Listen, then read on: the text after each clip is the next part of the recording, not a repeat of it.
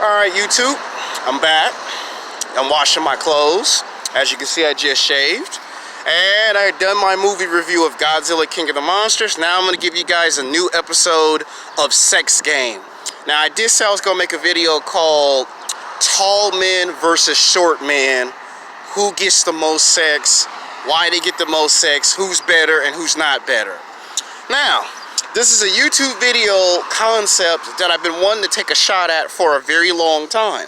Now, everyone has made the strong man argument that tall guys are just much more better than short guys. Well, what I'm going to do is do a compare and contrast. I promise you the video won't be too long or too short. Now, the problem with short guys is that a lot of short guys get discriminated against by beautiful, attractive women.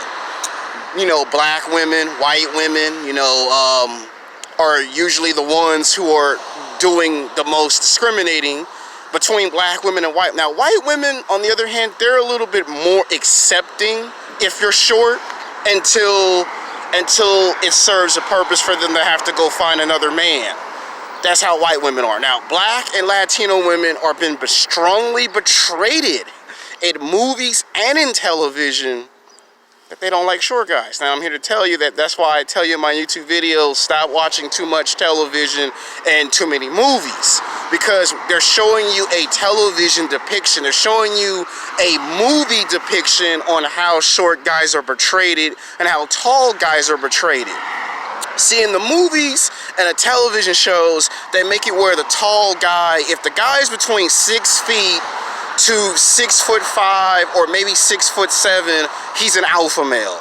And if you're under 6 feet tall, like if you're 5'1", 5'2", 5'3", 5'5", then you're portrayed as the beta male. That's in movies and television show portrayals.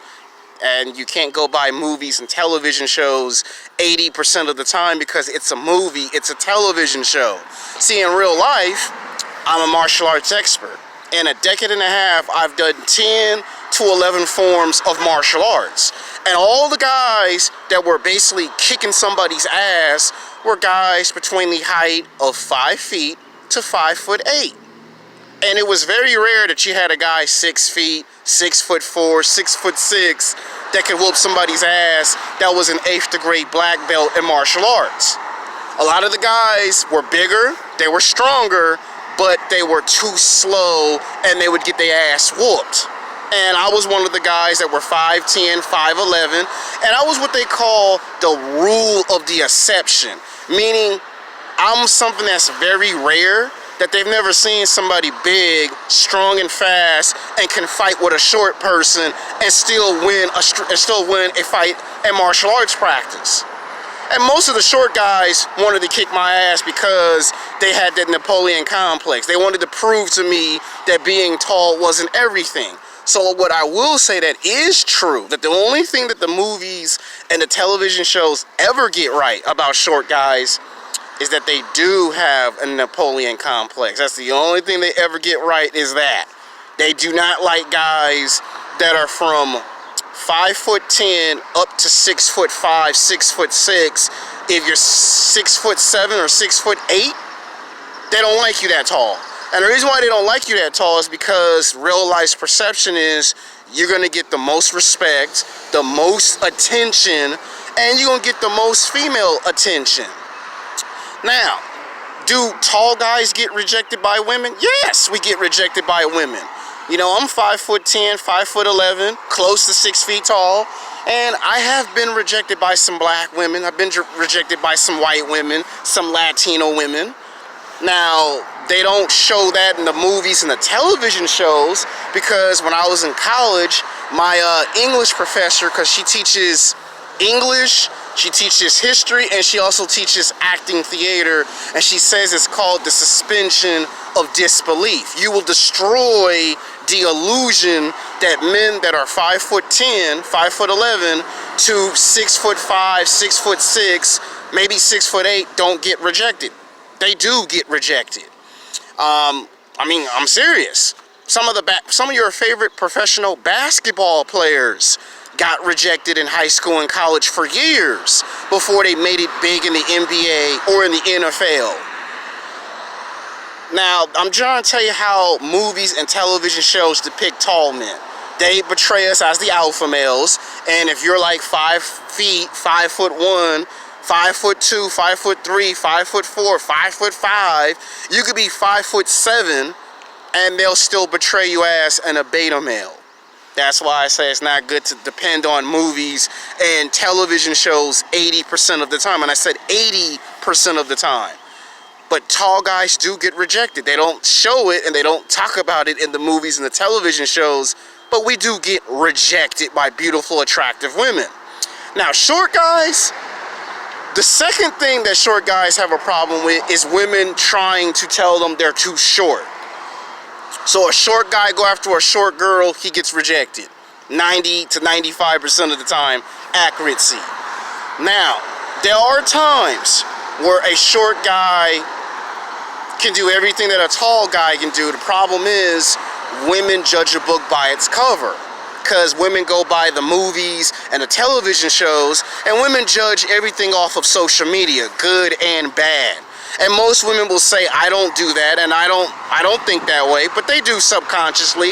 On a subconscious level, they do actually think that. And if a woman is 6 feet tall and she dates a guy that's 5'4" or 5'7", she's gonna be embarrassed to walk with him in public because she's taller than him and it feels like she's dating a little kid. So tall women, to a certain extent, have a problem with short guys. They only date them if, you know, that's all that's available. So I'm trying to explain how that works.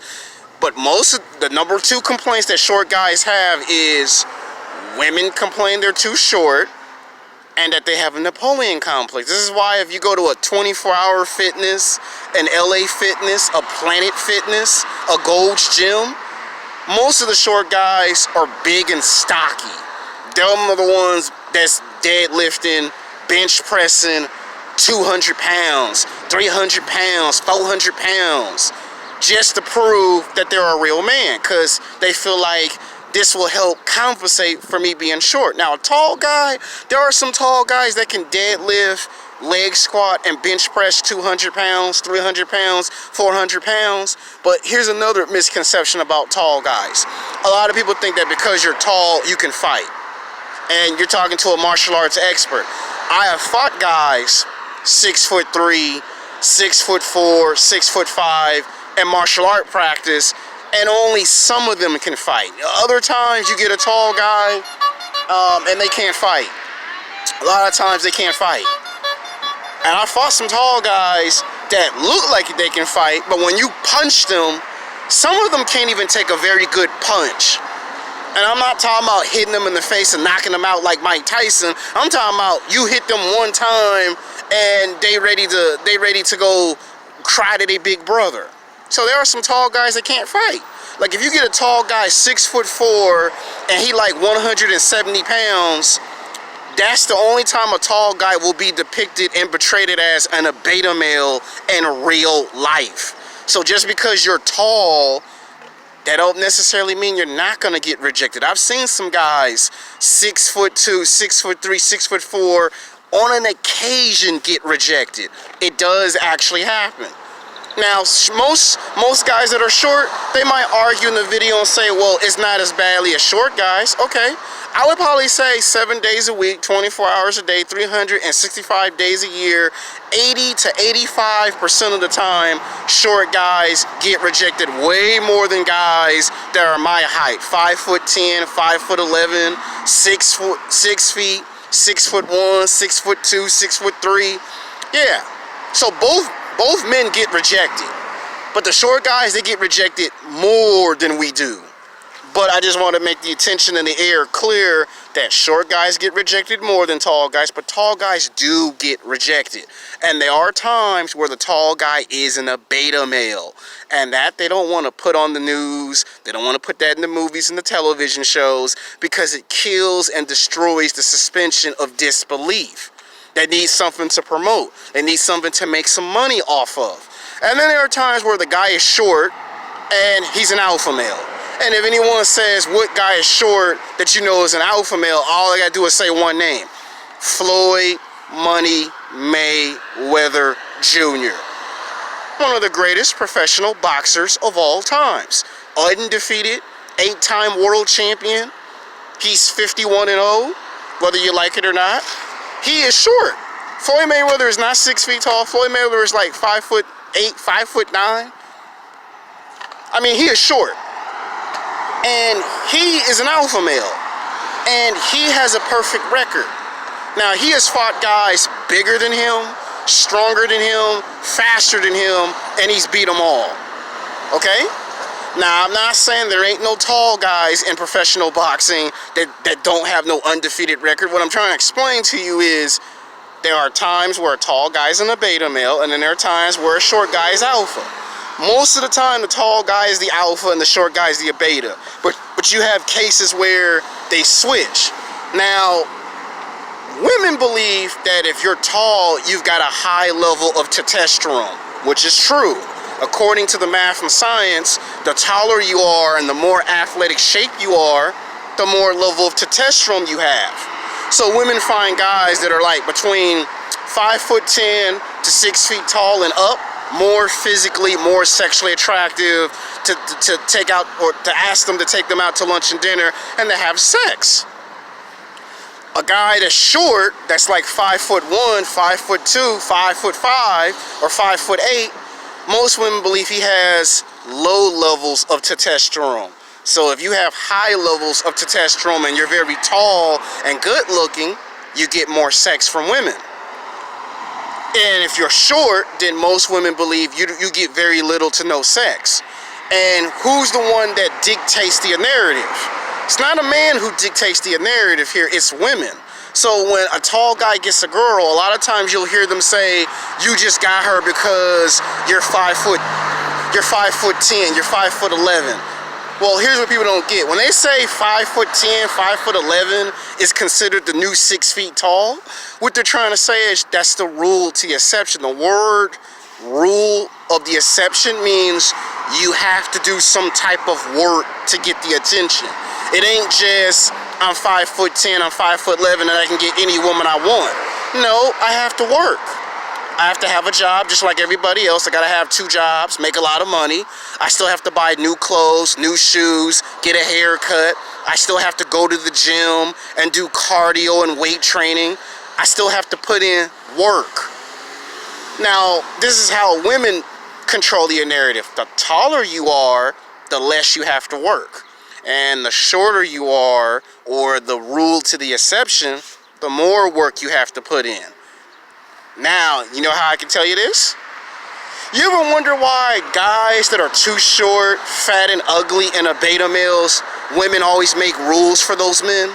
But guys that are big and strong, tall, athletic, good looking, and when I say taller, I'm talking about 6'1", 6'2", 6'3", 6'5", 6'6", all the way up to 6'8".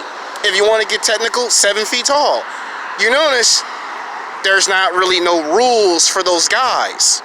And it goes to the levels of testosterone. The higher your testosterone is and a woman can sense it, there's not that many rules for you. If you're short, fat, ugly, then there's more rules for you. And it's because you have low levels of testosterone. Now, you can work out, and I've seen it happen. I've seen short guys get into the same type of shape as a tall guy, and some girls still don't want to give that guy credit and satisfaction. So that's why I said they control the narrative.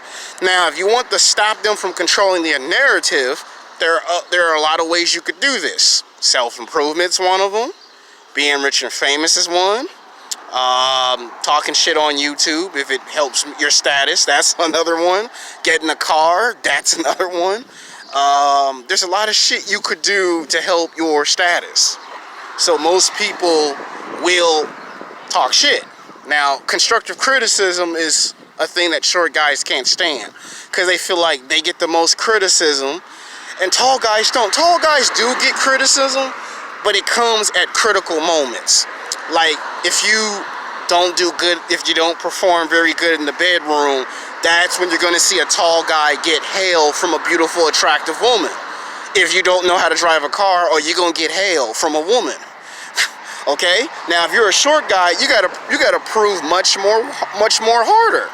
Now, the only time a short guy beats out a tall guy is if the guy cheats on the girl and the girl wants revenge on the tall guy. And let's say the tall guy cheated 6 times, 6 out of 5 times. Well, she'll forgive him the first 3 times that he cheated, but the 4th or the 5th time it's unacceptable. And she may not want no short guy, but she want revenge.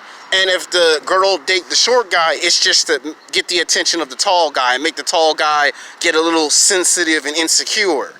And that's when she got inside the head of the guy that's tall and hot and good looking. And it boosts the motivation and the confidence and the ego of the guy that's short until he gets dumped. Then his confidence drops.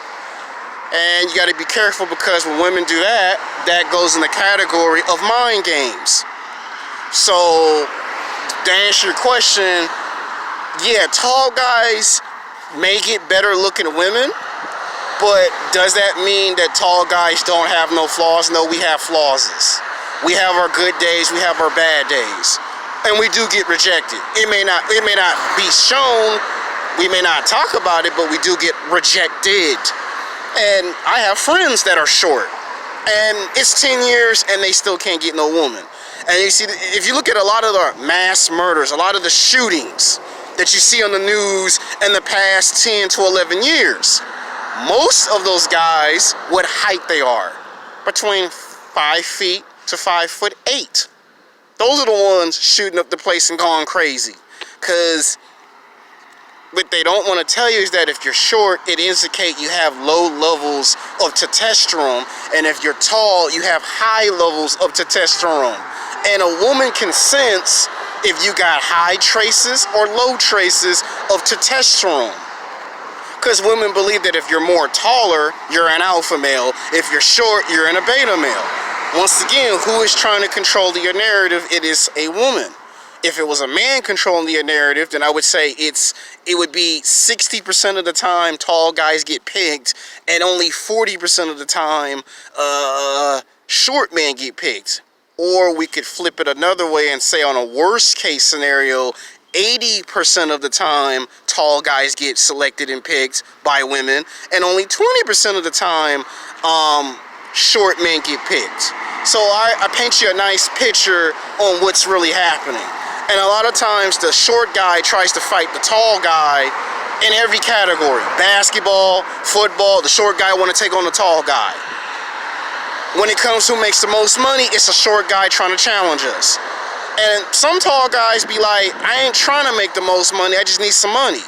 Sometimes a short guy, if he gets a sports car, he shows off the sports car because he wants the most respect and the most attention. So, depending on how you guys like the video, until then, peace.